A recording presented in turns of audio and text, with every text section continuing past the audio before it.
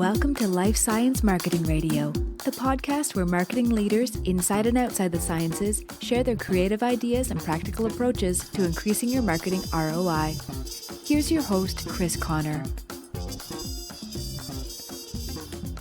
Miranda Lipton is a freelance writer, photographer, and multimedia storyteller. I'm excited to have her on the podcast today. Miranda, welcome to Life Science Marketing Radio.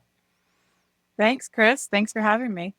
Yeah, my pleasure. So our mutual friend, Brian Morgan, introduced us, and he mentioned your recent success, which is what we're going to talk about. But we're going to talk about earned media today from that freelancer perspective. If you are a freelancer, you'll be interested in this. If you want to engage a freelancer, it might be helpful.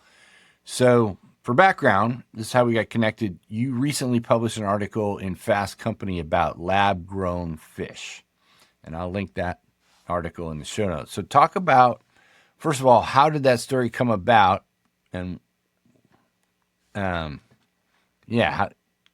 you get? Well, let's back up. I'm going to start over because I'm not reading my notes right. We're going to talk about how that article came about and what companies can learn about getting stories into publications and how they can work with a freelancer to make that happen. So you're a food writer and a photographer. Tell us a little bit about your journey becoming a freelance writer. So my journey started in high school when I first realized that I was interested in journalism and started writing for the local town newspaper at the time. And it was really the subject that interested me most in school at the time. So I thought it would be a natural transition to go and major in journalism at Ohio State.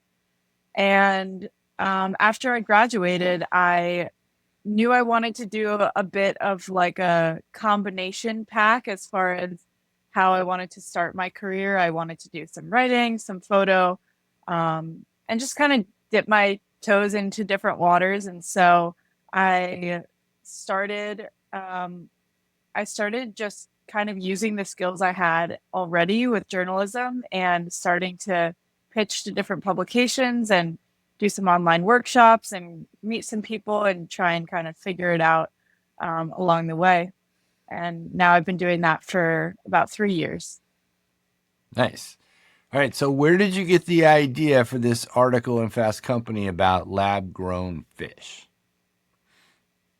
So I've been focusing a lot on food sustainability, food innovation for the past couple years. And I don't remember exactly how the idea came to be, but I assume it was from some research wormhole that I was in where I was looking into lab-grown meat, which has been around for a number of years, close to a decade now.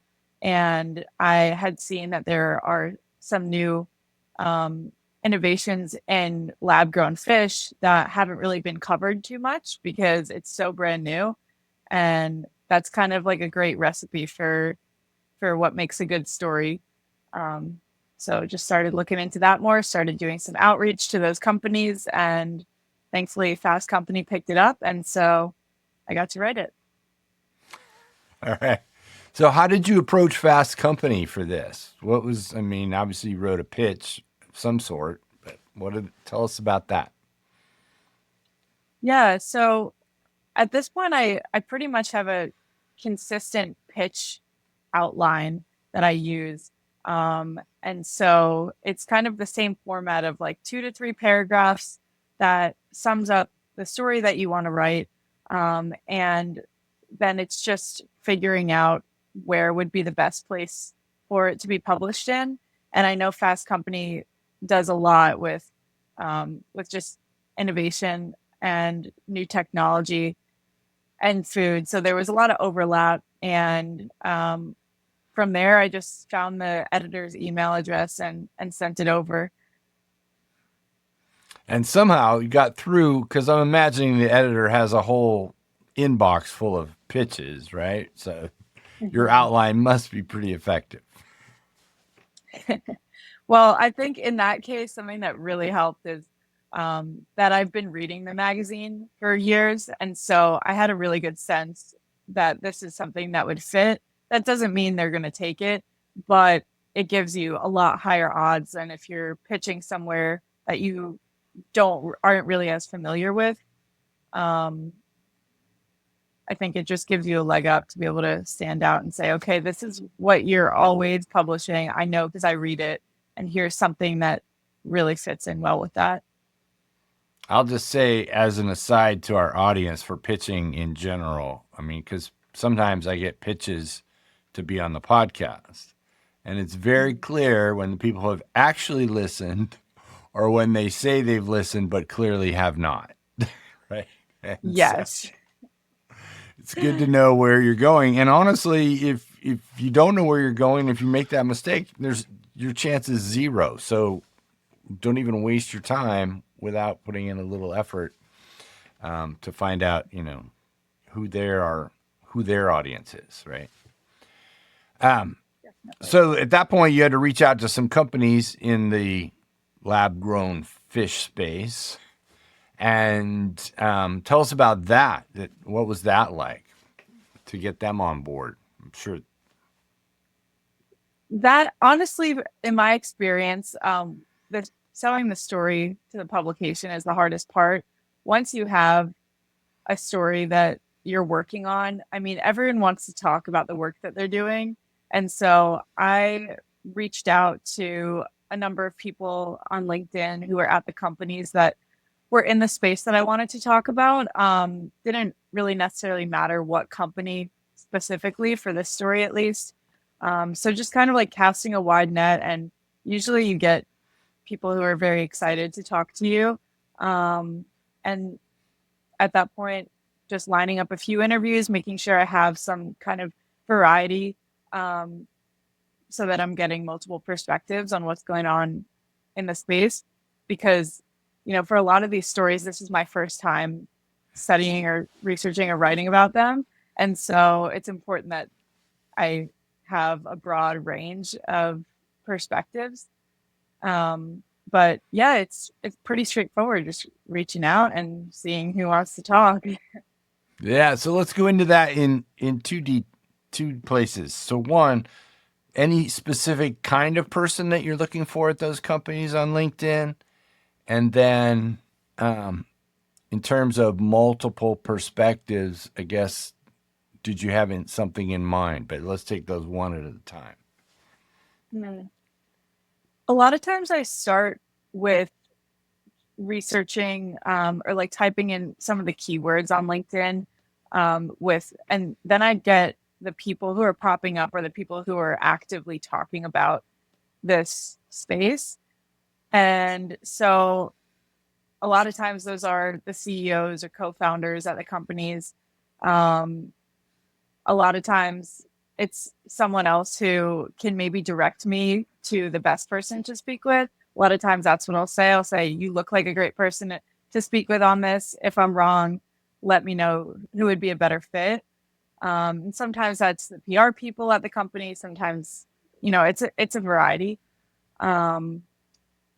But that's been a good approach for me to take. And as far as broad perspectives, I like to see what's going on internationally. So for this story, it was cool to be able to talk to someone who's working on this in Singapore, because they are the first company that's actually selling already lab-grown fish in restaurants and markets. And that's something that in the States we might not see for another like 5 years or so. And so it's important, I think, to get that perspective on not just what's going on here, but where can we learn from in other places around the world. Yeah, I like both of those things. One, I guess I probably would have done it differently and not correctly, is what I'm trying to say, is like to go keyword first in a sense and find out who's talking about it. I would have gone looking for companies that I knew did it, but I like the keyword approach because then you see more likely to see actual conversations around that topic and get it's a little wider net probably. And then focus in. And then that international perspective, I would not necessarily have thought, and maybe you didn't know what to expect when you go to Singapore, but I'm thinking if you didn't have that, you might get a bunch of companies who are kind of heading neck and neck in a race. And then you find out, oh, there's somebody that's actually doing this already. And that's valuable for everybody to kind of see what the status of the industry is. So that's interesting. I'm curious from the life science side, have you gotten any response from the food community about lab-grown 3D printed fish? Do you get feedback on those articles from readers at all?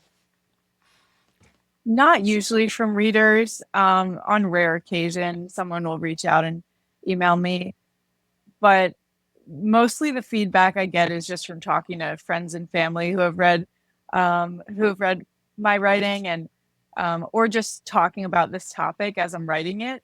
And I've definitely the overarching response is like skepticism and people saying, I'm glad this is happening. I won't be trying it.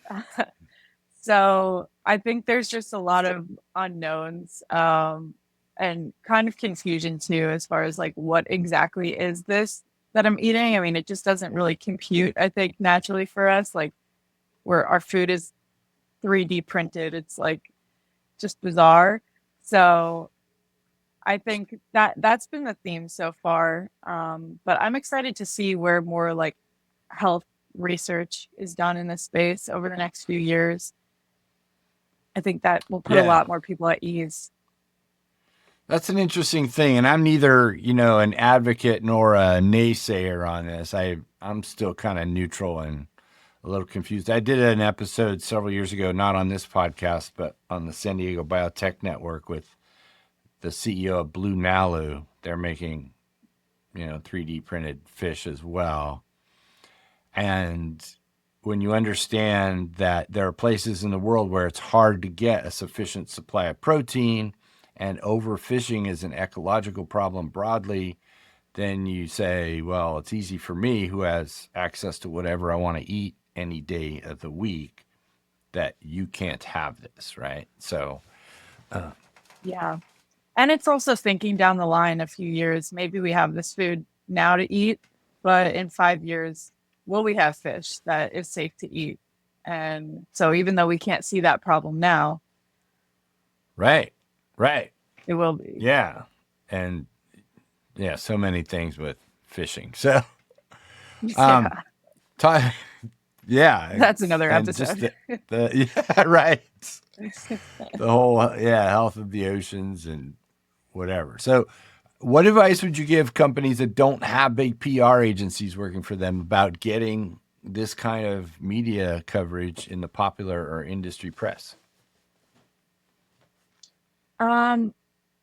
I would say there's a website called Muckrack, and it's basically like a universal platform where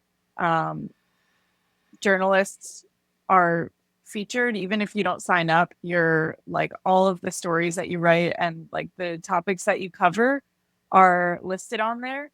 And so I know that people have reached out and found me through that website, just because they're looking for someone to cover like food sustainability or like regenerative agriculture or something. They type the topics that they focus on in there, and you can find journalists who cover those stories. Speaking for myself, I mean, it's always such a great email to get where someone is sharing a story with you directly, because otherwise that's me trying to find the story. And so it's such a win-win. I mean, I'm working on a story right now where the company found me through this website, and they said, like, we would love to, get some coverage basically on what we're doing. And for me, it's like, well, you're doing something that I'm interested in. And so it's like just a natural fit.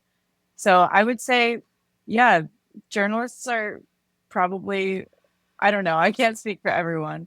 I would say it's a good bet that like you could reach out to someone who covers your industry and at least be able to have a phone call and see where it goes. Right.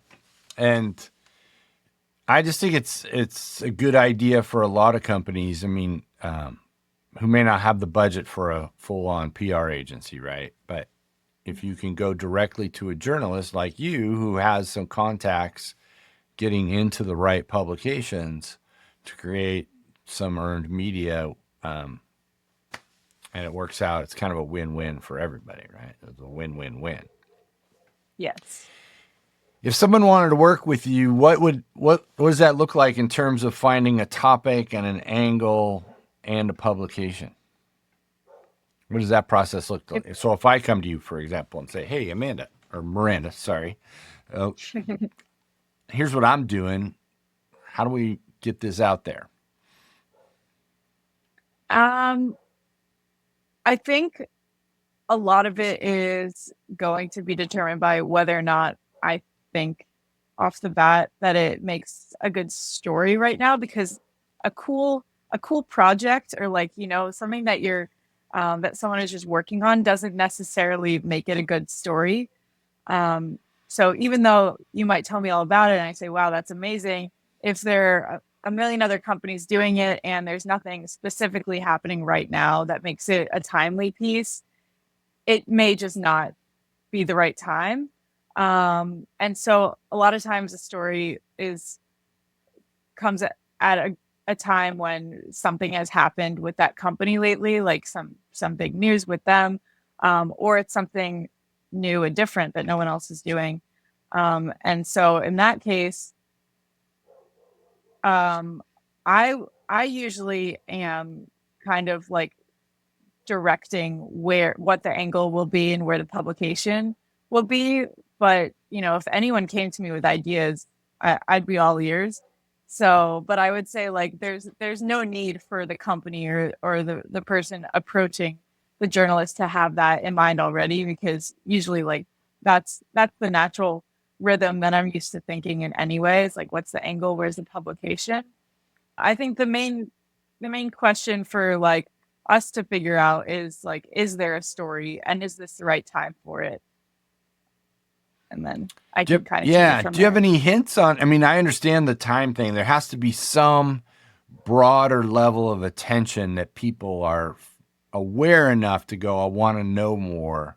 I imagine most of the time, unless something you're doing is so, thought provoking, which I'm sure Right. everybody thinks their stories are, but still would have trouble getting traction on. Yeah. Yeah. So do you have sort of an idea? We've covered this probably on many podcasts, but the idea of what an actual story looks like. If I were to say to you, explain to me what it is that makes a story and not just a piece of news that you're doing something. Mm.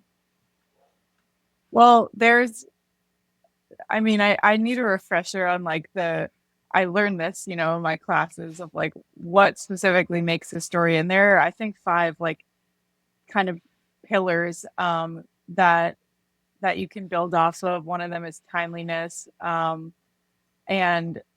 I think that's an important one, because if there is something that you're working on that is relevant in some way, even if it's not specifically to this like 3 to 6 month range of time, even if it's you're working on a climate solution, and obviously we need to be like learning and aware of those kind of like from here on out. And so that's something that's always going to be relevant.